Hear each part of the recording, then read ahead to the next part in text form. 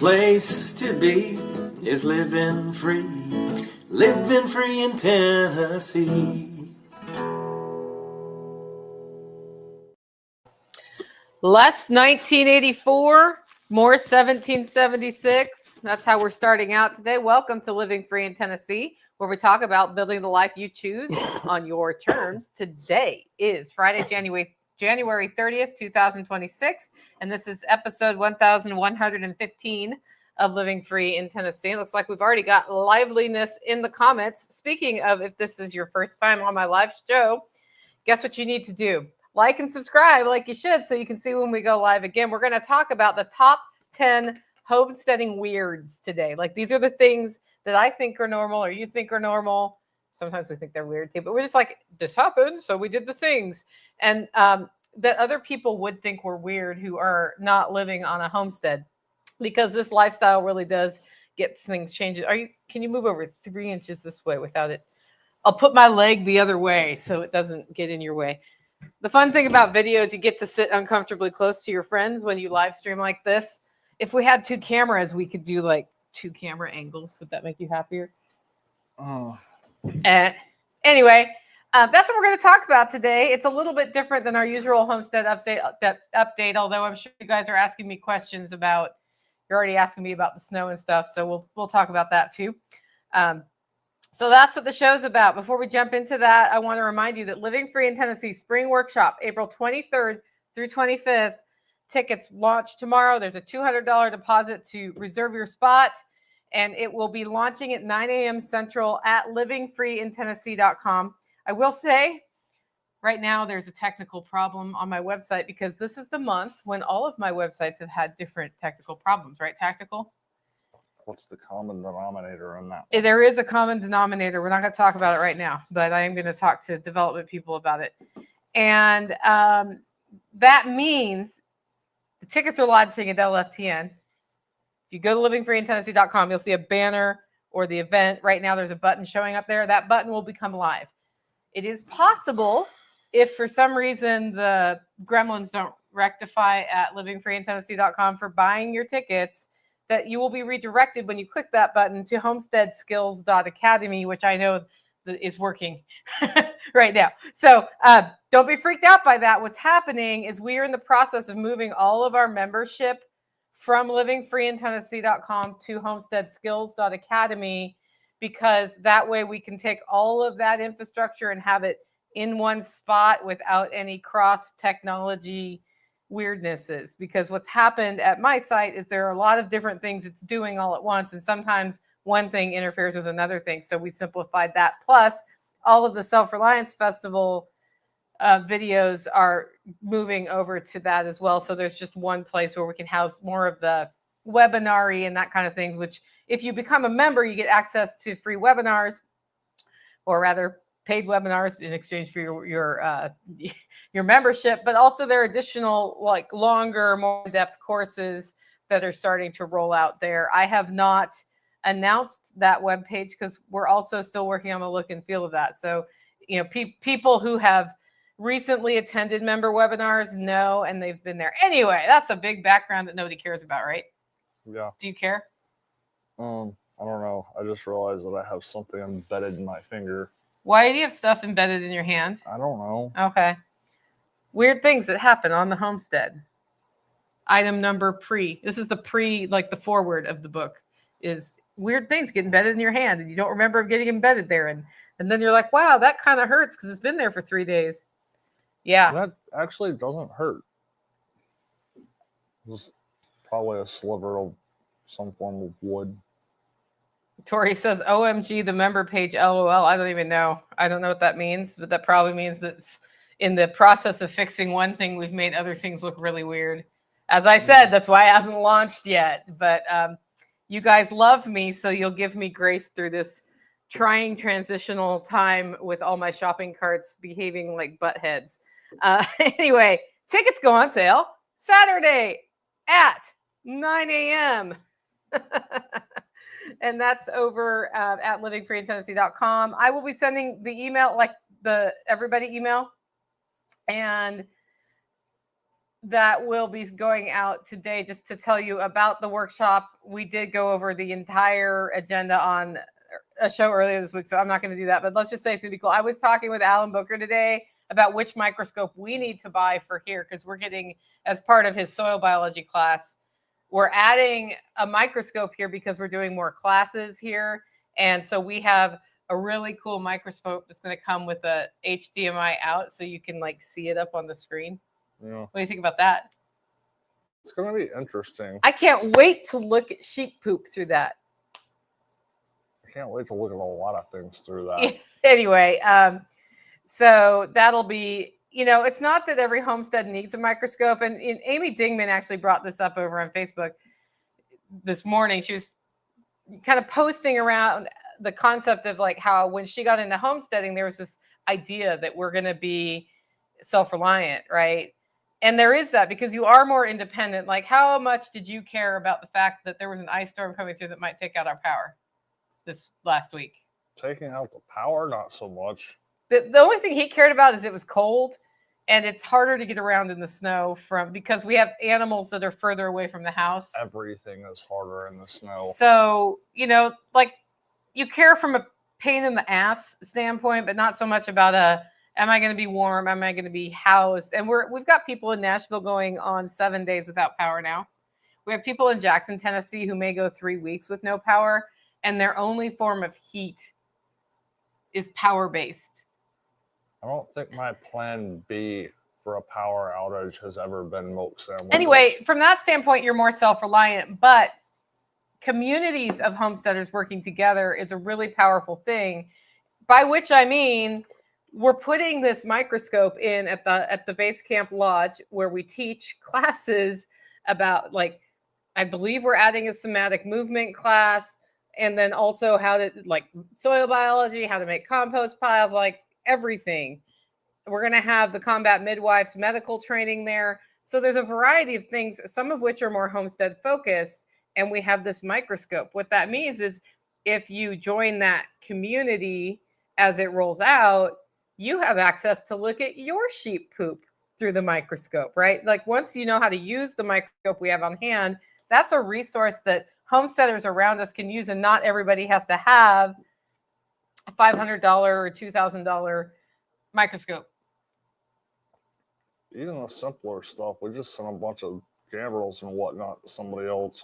Yeah, that's true. In our community, somebody had to butcher a cow that had broken its leg, which meant they were not taking it to the butcher. They had to do it in their field, which meant they had to unalive the animal without anybody getting hurt. And cows are big. And they had to, I shouldn't use the German one because it just gives me a thumbs up every time I do that.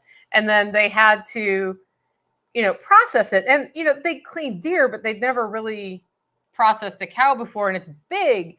And she's like, do you have any advice? And Backwoods Butcher, who is up in New Hampshire, check him out. Backwoods Butcher 609, I think is his username on TikTok and YouTube. I will put a link in the show notes. He puts out lots of content on how to butcher things at home. And he's a professional butcher, so he's doing it for money. But I called him and I'm like, hey, when they unalive the cow, do they need to stick it? Like, what if they can't? Because if it's moved, like it's already not a happy animal. And he said, making sure the deed is done all the way is more important than being able to stick it. And you don't want to be caught with a 1,200 to 1,500 pound animal unhappy with you. Yeah. So he just sort of said, this is what I would do in that situation. If it's their first time, like their only goal is that and not be in the way of anything. And then I said, and also I have a cow-sized gambrel because Mark Alexander gave us one of those. I have cut gloves. I have a come along so you can use that to help raise the animal. I can't remember. Like we gave them a whole kit of stuff to use, and they got the job done. And then Backwoods Butcher gave us a whole video on how to process a cow, step by step. So that's what I mean by the community works together, right? That was several different people working together. And at the end of the day, they were able to stick that cow without getting hurt. Yeah. So it went as well as it could go for them. They cut up some steaks and fried them up and ate them and chewed on them for about 4,000 years. and decided it was a good ground beef. And that's because it was an older animal too. So there's a backwoods butcher had basically said, that's all good for ground. You're probably not going to do anything else with it at that age. And he was right. So they were kind of laughing about that. So I don't know. I just got to thinking about that as I was talking to Alan about getting this microscope in and how we're building out the Holler Hub. We're getting land. We're adding some membership options just for here, which has nothing to do with LFTN membership. And then also some owner stewards who are going to be adding their homesteads to our community close by, but also in the wider Tennessee community. Something I've loved about the homestead community here is that everybody's willing to help. Like when I had to learn how to bottle feed an animal, there was somebody willing to take my call. I don't remember what time of day I called her, but I finally met her in person, by the way. Oh, Farmer Katie. She was at Living Free. She was at the Pick Tennessee conference, and she came up. I was like, I remember that. You were the one who taught me, talk to me about bottle feeding and tubing. And anyway, it was very cool. So let's just keep working together, guys. That's all I'm saying. Okay.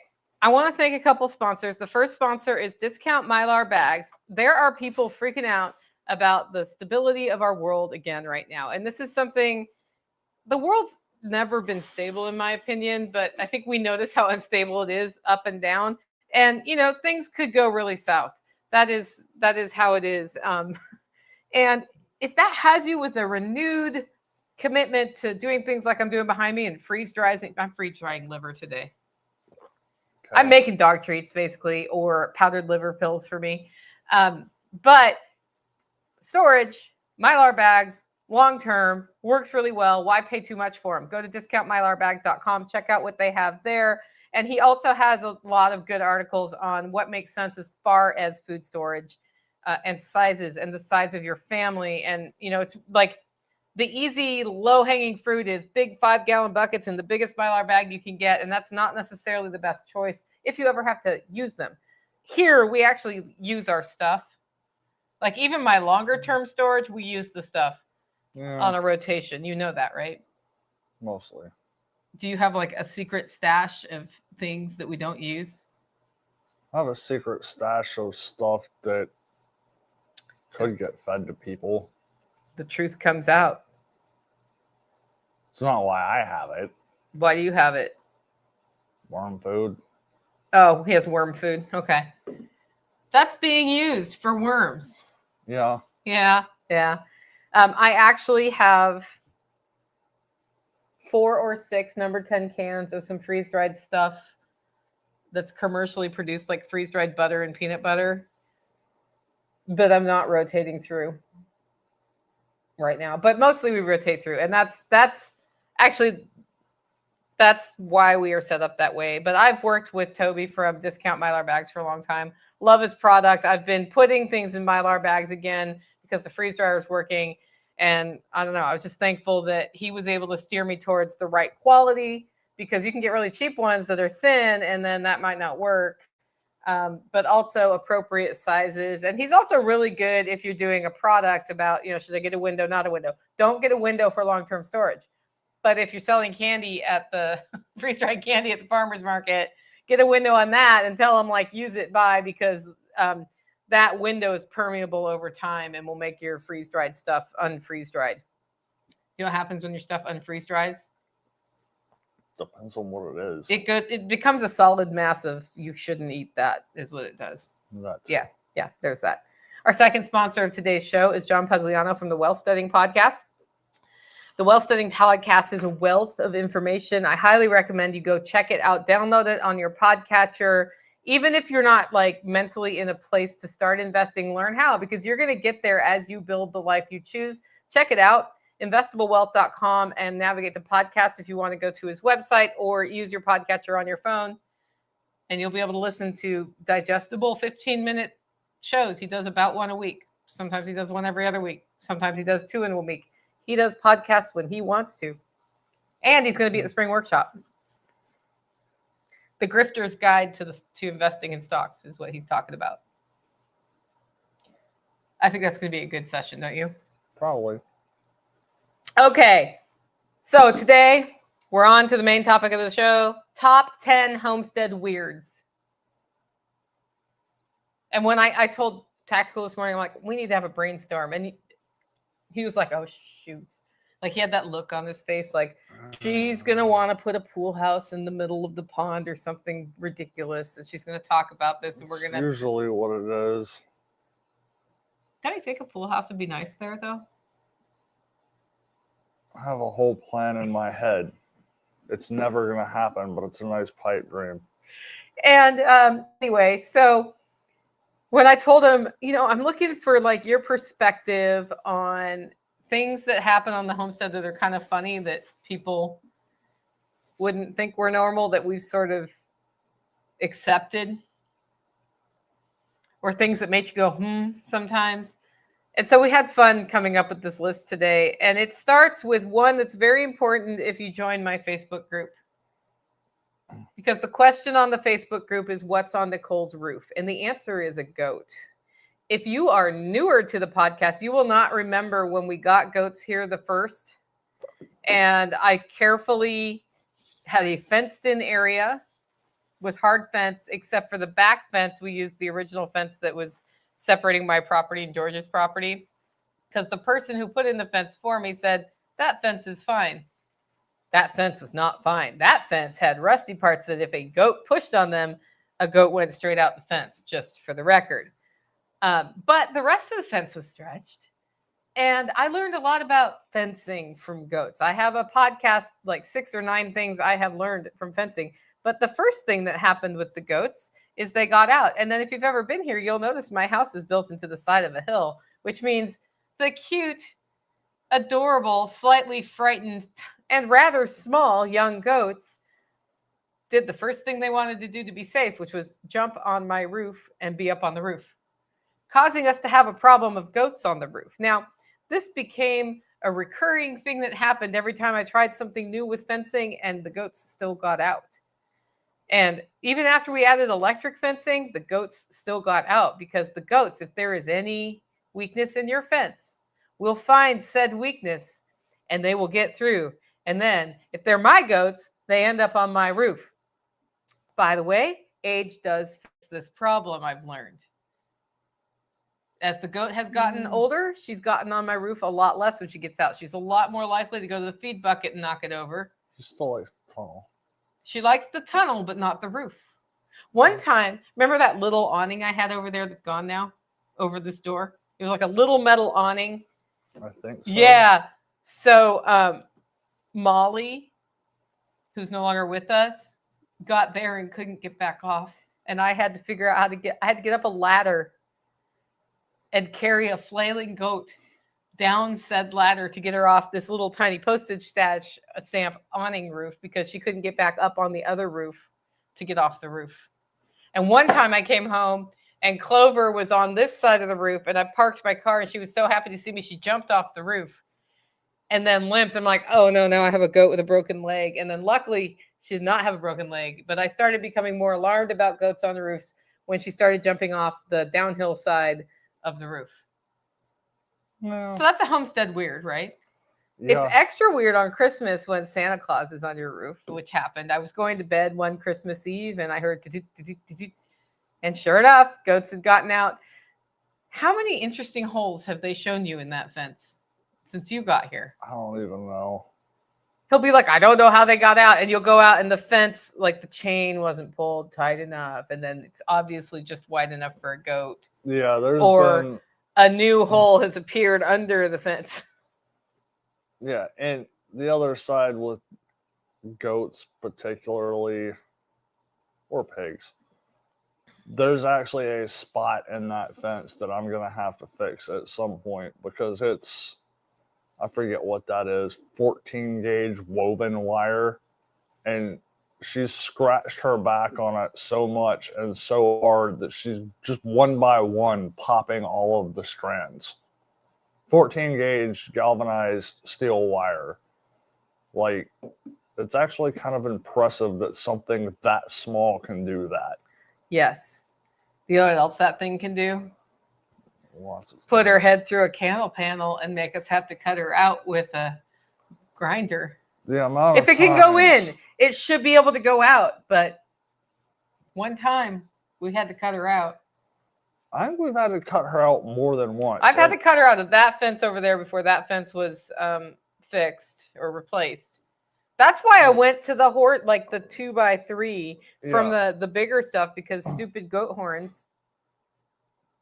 And the times that it's like you go, God knows how long she was stuck with her head through a cattle panel. You pull her out, and then like a couple of hours later or the next day, there's the she's head. got the head stuck in the same hole. Not even a different one, same one. And it's not like she was locked in there. Yeah, no. She just put her head through the lookout and then couldn't get her head back through. A couple of times I thought she was stuck, and right as I got there, she got her head out. Oh, yeah, she's done that too. And the issue is that the cattle panel, like, they get smaller. And so she chooses the wrong smaller one. Well, now it's got a square cut out of it. So, yeah, that's fun.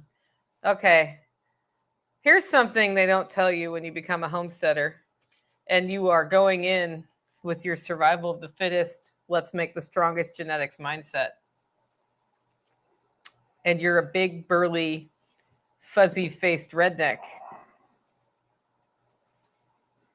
What happens when you have triplets and one's been rejected by its mother? What happens to the redneck?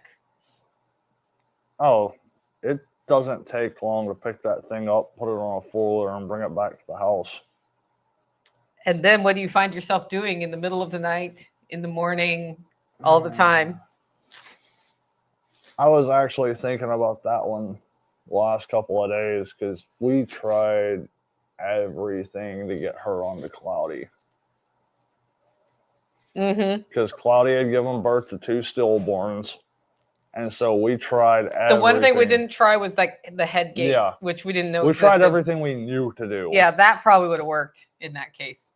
If she was still producing enough milk. I think she was. Because it was, I forget the time 2 lapse. days. Yeah. I think she was. I think she would have been fine. But, yeah, I mean, there's one thing that's survival of the fittest. It's another when it's just mom had triplets and can't support triplets. And our flock has been like 25 at the high number. So it's not like we have 1,000 sheep. Yeah. And 10% of them can be the 10%. Yeah. Yeah. Red Flyer Meter says he becomes a nursemaid. Yep. So we have pictures of Tactical with a lamb wrapped up in a towel on his lap getting fed with a bottle. Yeah. And then I didn't want the sheep running around my house because sheep don't have control of their bladders, but he was okay with letting it run around my house and pee on my floor. Good. She's really good for 10, 15 minutes. Except for when he mistimes it. But more importantly, this particular sheep, it had you driven by while he was transporting her to or from the pasture, learned to just let her feet flop while riding on the four-wheeler to get her milk. Because the other thing we did with that one is make sure she was in the pasture as much as possible so that she did not just... So she learned to be a sheep. I wanted her to socialize with the sheep, not with us. I mean, like, she loves us, but... and she's the most handleable of all our sheep, but also she knows how to be a sheep. Yeah. She was a very good mother when she gave birth. Yeah. Yeah. And I forget why I had to bring her back over here, but it was when there was a time when she was full grown. She was also pregnant. It might have been when she was pregnant. I think it's because we didn't know if she was pregnant and we were getting her ultrasounded, so we'd know because she was so small. But I put her on the four-wheeler, and that was sketch coming down the side of the mountain because I couldn't hardly turn the handlebars. She still rode perfectly fine. Yeah, like that. She still rode perfectly fine, but it was like, all right, girl, you are that too was your big last to be able to ride. do this. This is your last time doing this. Last time on Daddy's lap, right? Yeah. So people would say that looked weird if they drove by and saw the sheep.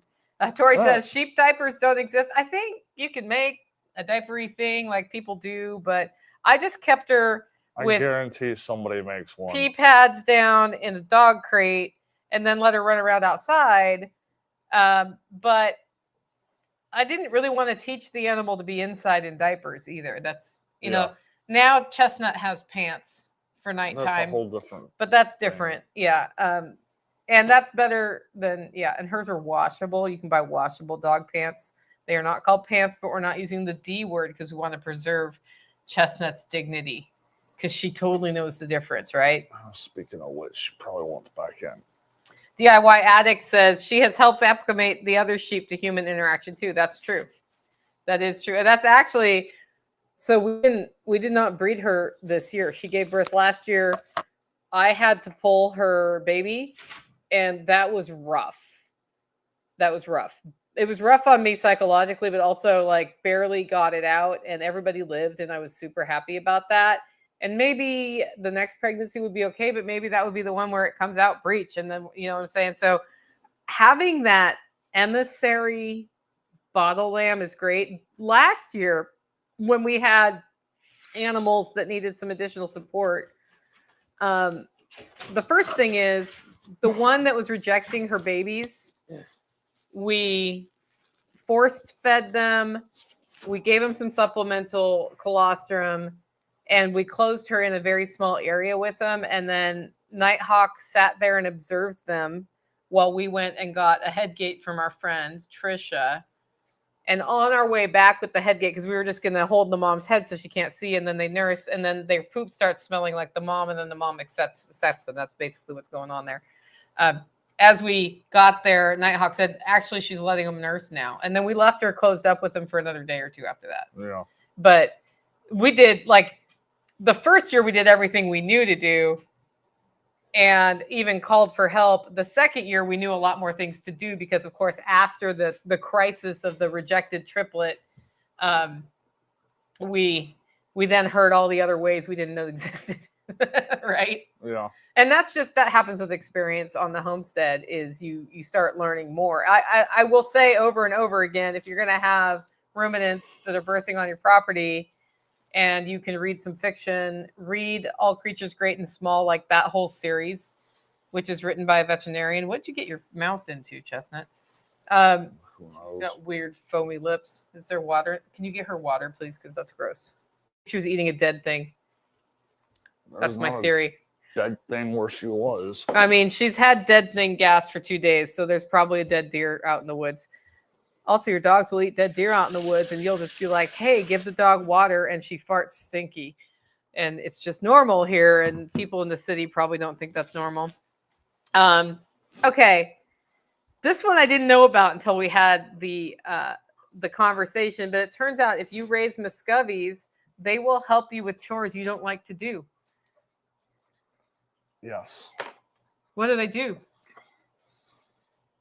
I was in the cabin one day and I started hearing a clamoring noise, like somebody banging something around. And I look over and the dog is not paying any attention to it at all. So I was like, all right, whatever. I'm probably just hearing something that's not there. And I hear it again. I finally walk outside and I look around. I don't see anything. And it's like, well, I guess I really am just like hearing something. And then I hear it again. So I back up far enough to see on top of the roof. And there's 2 Muscovies up there rummaging through the gutter. Because somebody needed to scoop the stuff out of the gutter. Well, the problem is I can't get to that gutter without removing the solar panels. So, but the Muscovies don't mind getting on your solar panels. Yeah, that's Or probably not great for the solar panels. Anything else. Yeah, or the top of your camper. Yeah, top of your camper. Your wood pile, cars. Wood piles. Some people clip their wings, and we did that for a little while. Why don't we do that anymore? So if you've ever had Muscovies, you can tell when they're about to fly. Because they start kind of getting that crouch down. Like a cat. Yeah, like a cat getting ready to pounce. And it's not a quick process. It takes them a minute. And anyway, we clip wings and we put everybody in jail. And there's a 55-gallon drum down there with duck feed in it. And I watched this Muscovy start getting ready to fly. So I stand there and watch. And she managed to fly high enough to get on top of the 55-gallon drum and use the 55-gallon drum as a launch pad to make it over the fence. A 6-foot fence, for that matter. So, yeah, the notion that clipping wings is going to completely prevent. Yeah, it doesn't completely prevent anything. If you clip one wing, it's harder for them to get up. I'm putting a log on the fire while we talk. But it's, if you don't clip wings, what we've learned now that they're totally acclimated to the house, if you don't clip wings, they just sort of hang out anyway because there's food here. So, however, when you first get to the house, they can legitimately fly. And I know other people have had their Muscovies like fly around and go miles away and then come back. That really hasn't been our experience with ours. No, I mean, they like the pond too much. Ours don't go very far at all. Like the khaki Campbells go further. Oh, yeah. Yeah, the Muscovies are like, I'm just going to hang out right here. I don't think I've seen the Muscovies actually leave the property. The Muscovies will be in the creek all the way up at the neighbor's house. The khakis, you mean? Or, yeah. Yeah. I saw the khakis down by Liza's once. That's not surprising. She was like, your ducks are down here, Nicole. I'm like, I'll be right there. And then you walk them home by yelling duck, duck, duck on them as you walk along the creek, and they run away from you. Yeah. That's what you do. Yeah. So Tori says, do I just let the Muscovy sleep in the trees at night? I mean, if you can't get them out of the trees at night, ours are trained to go into the coop. And they pretty much always go into the coop. And when they don't go into the coop, they stay in the pond. And then Tactical goes into the pond in his kayak and chases them out of the pond. Yeah, and long sticks are also scary. Long sticks are scary. The broom of doom. Yeah. The broom of doom makes your wing look really big. There's a couple of times they've been on the roof of something and didn't want to go to bed and pick up a stick or a piece of ironweed or something. And yeah. Tori, so Tori says right now my Muscovies are locked in the pen because I can't get home before dark. I would leave them that way for now. Until you have them trained to go to bed on call, or one of your kids is willing to make sure that happens. And then if I was going to let them out from that situation, I would clip one wing on each of them. Before letting them out, I'd let them out at the end of the day for an hour or two and then put them back in. So maybe do that on the weekend so they get used to your all ducks go to bed thing. So, okay, this next one is something that's happened to a lot of us ladies who live on homesteads and don't like to wear shoes. If you saw my video earlier, yes, on the 5.5 degree morning, I went out and grounded in the snow. And I made a video for like 10 seconds. It was 37 seconds. It was not very long. But I kind of like the feeling of snow on my bare feet, as long as I know I can get my feet in and get them warm. It's a weird thing. I grew up wandering around in the snow with bare feet. Okay. Basically, I just don't like wearing shoes. It's a whole thing. So you go out barefoot because you don't want to put your shoes on, and you have poultry. And this is a recipe for not looking down where you walk, treading on a poop that squishes up between your feet toes, which makes you then go, oh. At that time, I'm not feeling very grounded. I'm feeling slightly distressed. But then you tell that story to your city friends, and they're like, why would you walk around barefoot? Why would there be poop near your house? It's because they're just free-ranging, and they go where they go.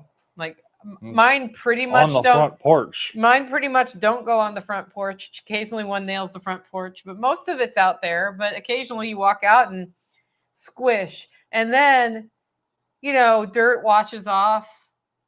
But there's something about poultry poop that's like sticky slime that won't leave your foot. So it's always fun to try to get that off of there too. So that's a homesteading weirdness. Backwoods Consulting says, we've stepped in dog poop. No cow poop. We only wear boots when we're heading to the barn. Jenny says, as opposed to your hand toes. Yeah, my hand toes have never stepped on poop. But I have put gloves on and spread poop in the garden. So, yeah.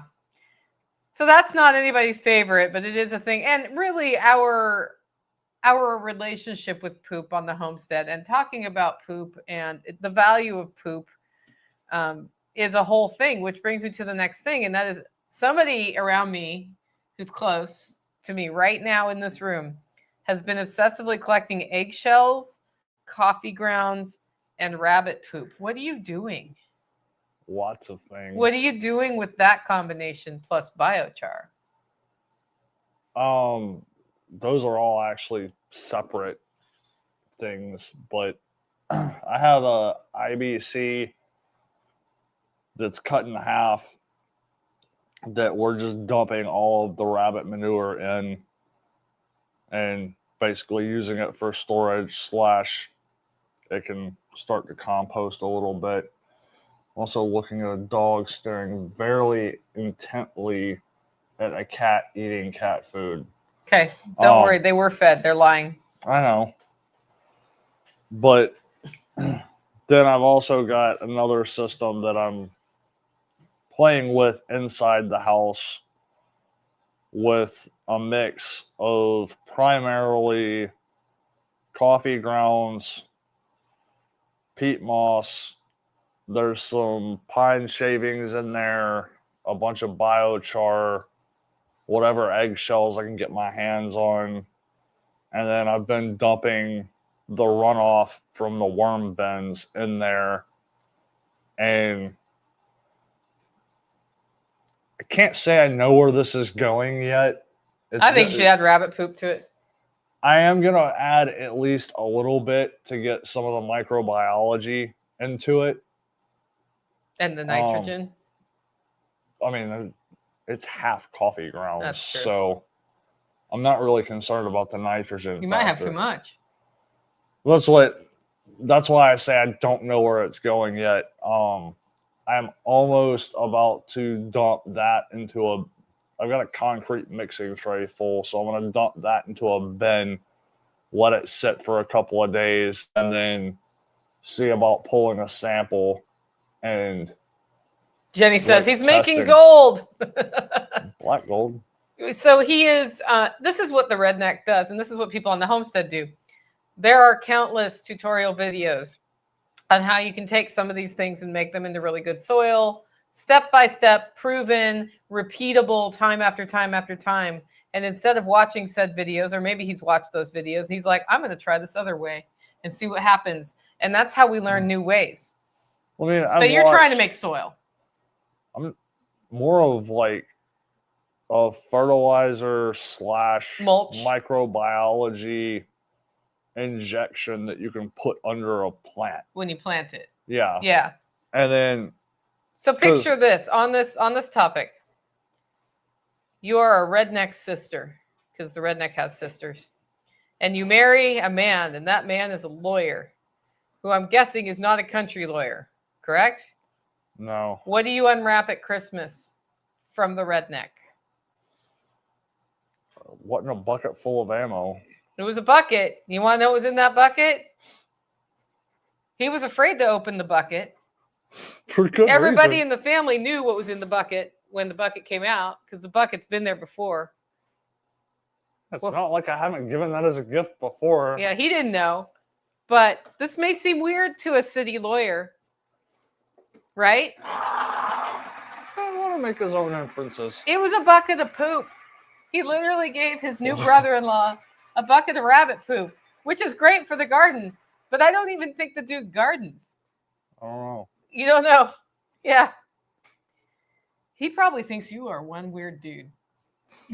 Okay.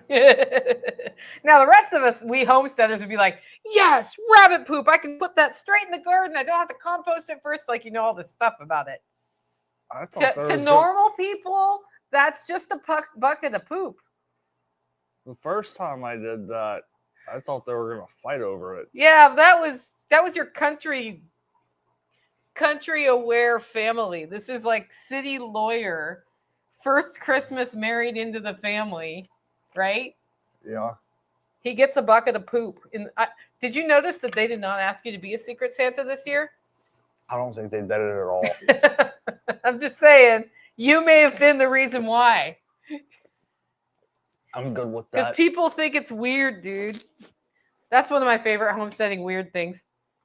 However, at the barter blanket at the Living Free in Tennessee Spring Workshop, if a bucket of poop comes on the barter blanket, I guarantee you somebody's going to pay good barter for that. Yeah. Yeah. So, and you can sell them in gallon Ziploc baggies on the internet and people buy them in another couple months. So we're going to try to sell some rabbit poop this year on them. I wonder if there's like a Department of Ag regulation about that. I'm sure if there's not, they probably have wet dreams about There it. probably is not. I don't know. And you know, on a homestead, we use waste products as much as we can, right? Yeah. Like we currently generate more garbage than I want us to. And one of the things I want to work on this year, but it may not be till next year, is a more methodical plan for integrating more of our waste into the homestead / not generating waste. One of the ways we generate waste is by ordering things on Amazon and then them coming in boxes, for example, right? There's things we can do about that will help us here as far as using the cardboard. But right now, we don't use all the cardboard that we get. I just found a new way to use it up recently, though. So, but it takes work. Everything takes work. And one of the waste products that Hollow Roast Coffee produces, going through about 2 cases a year, are half-gallon bourbon bottles that are glass. They're good, solid, half-gallon bourbon bottles. With good solid lids. With good solid lids. And they're really good at water storage. So I have 6 bourbon bottles in the prepper pantry filled with water, so that if the water system is down in a snowstorm, for example, and I don't feel like getting water, I have 3 gallons of water I can at least drink until we initiate other water things, right? Yeah. And when I do something like provide coffee at a wedding, at a place where they don't have hoses or water, I can bring crates of half-gallon bourbon bottles of water and pour them into the coffee thing. And then people at the wedding can see me do that and be really excited about the coffee. I've been at the farmer's market, like drinking out of one, because I prefer glass bottles over plastic. And they're like, whoa, Nicole, slow down this morning. So that looks a little weird to people, but I'm like, but it's a glass bottle. And the label is really hard to get off this bottle, which is why it's not just a nondescript glass bottle, because I just don't care. You can't have the actual problem, though. What? One of the self-reliance festivals, I went to make a cup of coffee and the water was empty. So I went and just grabbed the first bottle that I saw to dump in there. Not actually looking at the bottle, just it was a water bottle. Making the assumption that nobody had brought actual bourbon. I remember that. And it was about the time that I was dumping it into the back of the coffee maker that I realized that the water was brown. And that was not actually water. Yeah, the way I found out this happened is I came out and he looked stressed out and was trying to figure out how to clean out the water from the coffee maker. Yeah, you could have just made coffee with bourbon, except for you weren't drinking at all. No, I was not. But yeah, a friend of mine did that with vodka once. Same thing. She had vodka in a non-vodka container, puts the water in her coffee maker. It was in grease. That would have been a very potent Made cup of coffee. the coffee, not noticing it. Drank the coffee and was like, well. I don't know how much alcohol is left after it's been boiled, though. So, and then she learned that sometimes people do make coffee with vodka. I don't know. I've never tried it. It's not, I mean, yeah. Anyway, so that's a weird thing we've done. Remember that time the power was out? Which time? And you didn't notice it was out? Oh, That's another one. So like, winter storm has happened, and thank you for everybody who's checked in on us. We're fine. We are built for this. The only thing that could go wrong is if a tree had fallen on one of our houses. I think that like we're not ready for, or a medical emergency and we couldn't get out. Like those would be things that we wouldn't be super stoked about. The only way we couldn't get out, though, like for real in a medical emergency, would be if there was a power line down active and there was no way around said power line with the vehicle. Yeah. Which requires us to be cut then. off 2 directions. Like we're really good at getting out when we need to. Jenny says, brew it anyway. Yeah. So talk about that. I don't even remember why this came up. I think somebody asked a question or something about the power or whether or not we had power or something. And I was like, I don't know. Trying to think, like my hot water heater is on grid power, but I can't look at that and know whether it's on or not. And I was like, what do I have that I can actually tell whether the grid power is on or not? And finally it was like, oh, the clock on the stove. Yeah, like, I don't know, 3-4 workshops ago, we put in a solar system on the cabin where he lives, and we put a lot of his stuff, but not all of his stuff, on that system. And then it also runs the pump house. So if we are out of power, he has to turn a bunch of stuff off and make sure he's not drawing the power. But so that we have it for the well system. But that just means that when the power is out, he has lights. Yeah. So I know I don't have anything here. If my power goes out, I have those rechargeable light bulbs in my lamps, and I have a gas, whatever it's called, lantern, like old school 1900s era thing, late 1800s gas with a wick. And I have flashlights, and I have camping lanterns, and the water system here is also on his solar system, so that's fine. But I actually look forward to the power going out. Like there's a part I don't look forward to it, but when we have something the storms we had this time, to me it's actually really cozy to sit in a dimly lit house at night with my warm stove going. So I'm like, this means I have to slow down. Like I don't have to be super responsive because the power's out, which means I don't have to be on the internet. Not that I ever have to be. And there's like a certain coziness of putting the stew pot on the stove and cooking that way. I can cook with gas right over there. My oven, on the other hand, does not work. But currently my stovetop does. So I like it. That's my thing with that is I don't need the power to be out to do that. I use a candle every night. Like every single night. Because there's a certain point in my evening routine that I light a candle, turn all the rest of the lights out, and I don't look at my phone so that my night vision adjusts. And that's my time to start with the, what's the word I'm looking for? Your sleep cycle.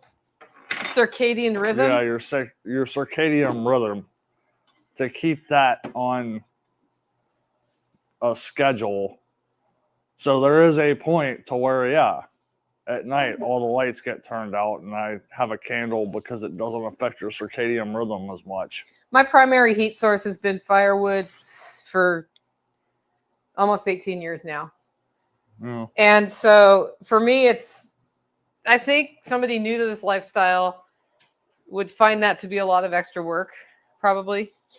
For me, it's part of the normal, like, as we're talking, I just put a log on the stove because I put a wet log on the stove before the show. So now we got to work through that with the coals. So I put a dry log on top of the wet log. That's how my stove works. So that's just part of my life that's normal. And so if we don't have power, the worry about not having heat isn't there because I just have the stove. And I used to have a plug-in fan to blow the heat around. And I have these ceiling fans going all the time. Those are helping to move the heat to the back of the house. And there's one that like pulls it into the back of the house too. The difference when there's no power is those fans aren't going, and it doesn't really matter because it's like the air actually moves around the house anyway. Yeah. It just gets a little colder in my bedroom, but if it gets too cold in my bedroom, I can sleep in the living room if I really needed to, but that's never really been an issue. Yeah. Last time that was an issue, it was -5 degrees, and I could have slept in my bedroom, but it was a lot nicer to be really close to the stove because I was putting logs in all night. But so that part seems normal to me, but people think I'm like something out of olden times sometimes when I talk about heating with wood. Now, I'm sure a lot of you listening to this heat with wood too, so you don't, but wood heat is the best heat.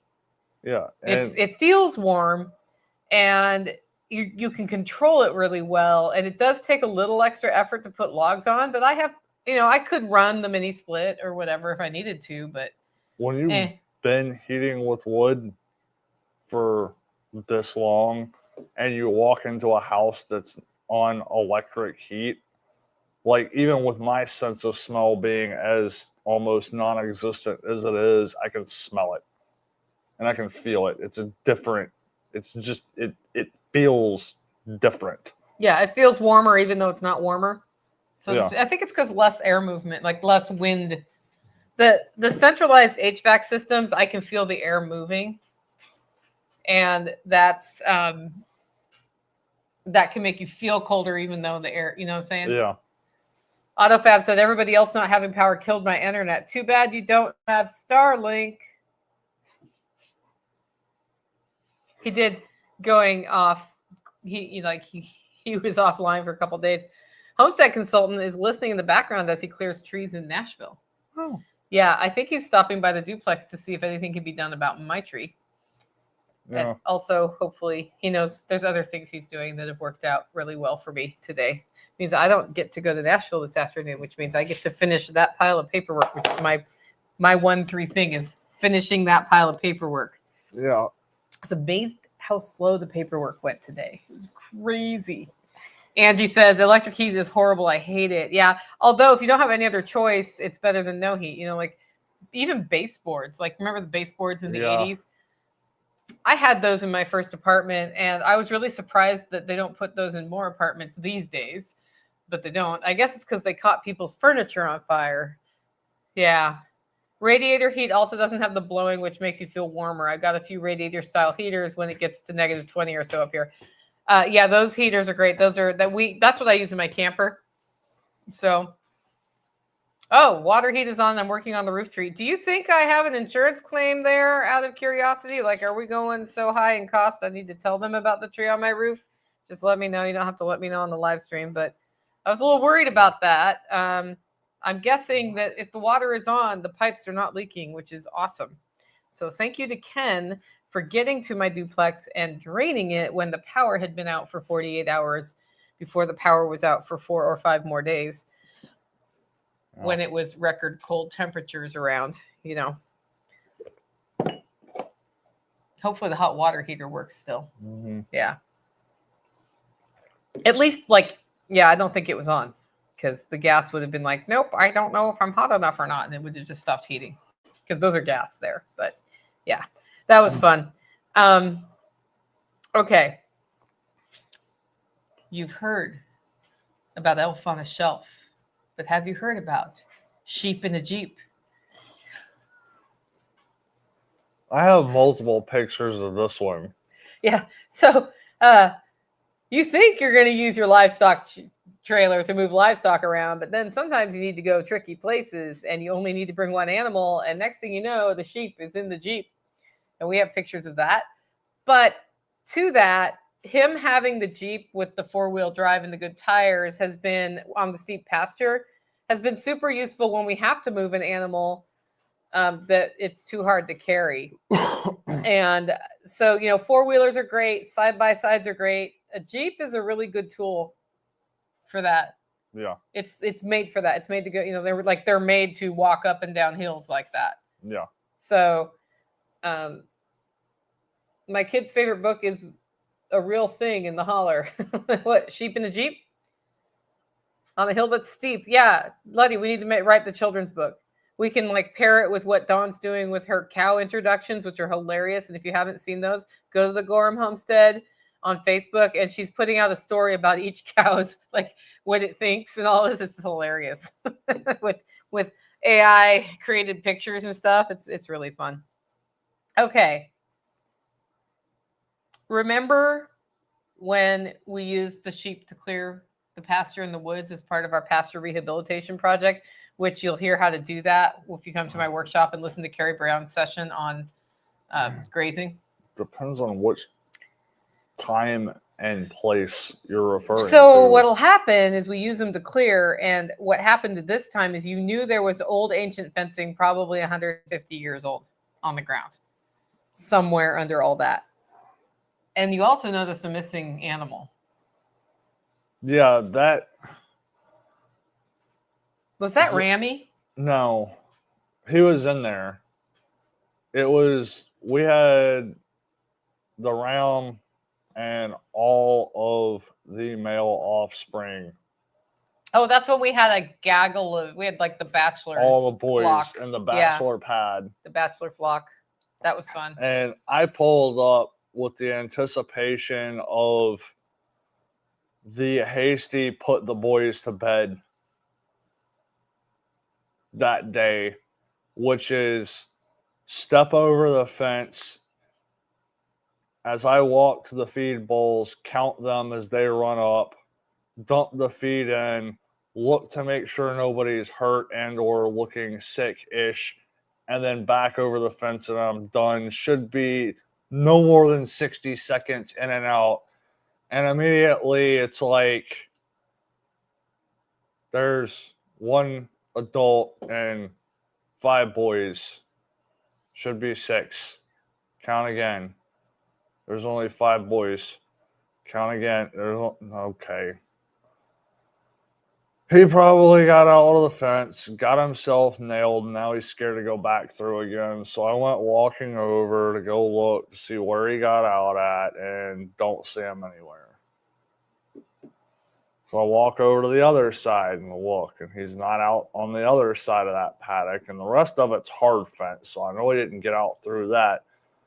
So I go looking, like, because there's not really any place for them to hide. And then in the one little clump of really dense stuff, I see white. I'm like, that's very clearly a sheep. So I go walking over, and do you have that picture? Mm-mm. Okay, I should have sent that to you. I will post that picture on Telegram if you're in the Telegram group. But what I find is a woven wire fence laid over sideways, over an overhang, and a sheep with 4 legs through 4 different holes and his head through a 5th hole. How long did it take it to get him out? How long did it take you to get him out of there? It took me a minute because, of course, as soon as I went to like try to get him out, he started squirming, and so I couldn't get his head to come out. Mm-hmm. And then once I got his head out, I just picked him straight up, set him down, and he took off in a dead sprint to catch back up with everybody else because he was over there by himself. Yep. But it was just kind of, and when I walked walked up, fencing up, there anymore? I think it's mostly still there. Oh, you should take that out of there now that you know where it is. Yeah, In your spare time. It's on the to-do list. It's on the list. So Letty just sent me a link to Sheep in a Jeep, an actual book on Amazon. I had no idea that existed. Okay. This one, the last one I have, and do you have any other ones to add? I don't think so. So the other thing that we do that may seem strange to other people or risky even is you don't go on a walk without a bag in your pocket to forage with, because you're going to find edible mushrooms or plants. This really freaks out people, especially when I find oyster mushrooms, because they're sure I'm going to die. But I think one of the things, like the biggest mindset change for me that really helped this homestead was understanding the wild edible plants around me, including mushrooms, and learning how to properly identify them and how to integrate them into our systems here for a couple of reasons. One, I observed what the conditions were that they grow in, and I was able to replicate those conditions when I wanted more of a certain kind of plant, like elderberries, right? And two, it adds an interesting variety to our world when we're able to go out and, like, about 2 weeks ago, I should have been up in the woods gathering stinging nettles, but I didn't. And now it's snowed and iced, and I'll have another window in another few weeks for that, because I'm sure this beat those back pretty hard. But why would you eat stinging nettle? Well, there's a lot of nutritional reasons to do it and medicinal reasons to do it. And I've even found really fun recipes. We know how to make shagbark hickory syrup, which is something I need to actually put on Jack Spirko's podcast, because Carrie referenced that. Part of the reasons I'm reasonably good friends with Andy, who, if you come to the workshop, you'll know who Andy is he was like, Nicole, I've always heard about shagbark hickory syrup, but it wasn't until I heard your podcast about it that I got the recipe, right? So I did a whole research thing on shagbark hickories. And the cool thing about that tree is it sheds its bark. And so then you can, without killing or harming the tree, get the bark, roast the bark, and then turn it into a syrup. And that, again, there are purported medicinal reasons to do that, but also it's delicious. It is also sugar, though. So just, you have to know that. So having those in your pockets at all times is really helpful. Otherwise, you have to carry stuff in your hat, which the first time I found morels, I came home with a cowboy hat full of morels because I squealed. I was so excited. Nobody heard me do that. But I came back with this cowboy hat full of morels because I didn't have a bag in my pocket. So it's a good idea to get yourself some foraging bags. You don't have to just use, you can use one of these plastic bags, but if you're trying to reduce plastic in your life, which is another thing we're working on here slowly, just get a mesh bag.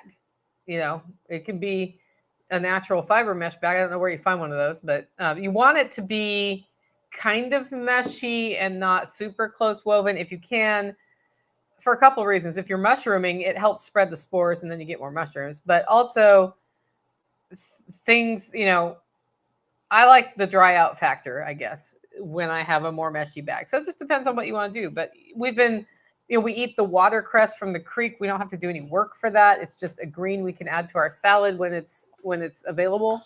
Or we get the stinging nettle, or I haven't done much dead nettle harvesting or chickweed harvesting in recent years, but that's really good to augment your animal feed with. But also you can put them on salads or saute them like greens. You have to know how to handle them. Sassafras leaf I like in tea. Sassafras root would be really good to dig right now. Jerusalem artichokes are delicious. They're also called fartichokes, though, so just do with that information what you will. Maybe go low volume the first time you cook and eat those to see how your system reacts. Otherwise, you might have the worst gas of your life. Daylily roots are really good. Daylilies are good. And all of those things, if I say to somebody, I'm going to put daylilies on this salad, they're going to cite an article where somebody got really sick from daylilies. Well, it's because it wasn't those. So that's the other thing, is the colloquial name for the wild edible plants is not always like your daylily in your backyard from a bulb you got at the nursery may not actually be the plant that I'm foraging here. So yeah, it's helpful to learn how to troubleshoot for those, but also, while you do want to be careful with wild foraging, and definitely take one of Carrie's wild foraging classes. We'll do a walk at the workshop, I'm sure. Every time I have them out here with an event, I'm like, hey, let's do a wild foraging walk, because there's always something different. It's like every time of year is something different to find. There's a lot of things that are very easy to identify if you become good at identifying it and learn how to identify things, and learn what looks like them and what, if there's a poisonous thing that looks like a non-poisonous thing, what's the differences? And if you're not 120% sure that you have the right thing, don't eat it.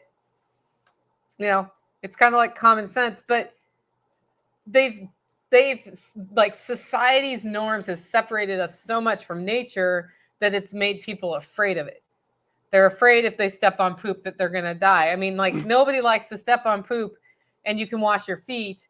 And, you know, if that was the one turd that had the most horrible disease that you could get from poultry, and then you touched it and then you put your hand in your mouth, you might get sick from that. But if you just stepped on poop and don't have a cut on your foot, like, just Wash it don't off. do that again if you can avoid it. And, you know, I can guarantee you the experience of having that squish up between your toes is going to make you want to never do that again. And then, you know, wash and be like, learn sanitation, but also don't be afraid of the wild plants around you. Like, learn about them. There are wonderful teas you can make that just grow outside, and you don't have to do any work. They're like, the only work you're doing is harvesting it and making the tea. There are greens you can eat where we live. You know, even into the winter, there are things we can harvest and eat, and that's all giving you nutritional diversity. And I think that's part of what's lacking. Like, ultra processed foods aside, something that's lacking in our diet is we just eat the same old crap. Yeah. And it's the same things. And like, how do you get the diversity of micronutrients if you're not eating a bunch of different things? So anyway, those are our 10 things we came up this morning that are weirds that homesteaders do. If you like the show and want to support the work we're doing here, you can do it in a couple ways. One, get your coffee at hollowroast.com.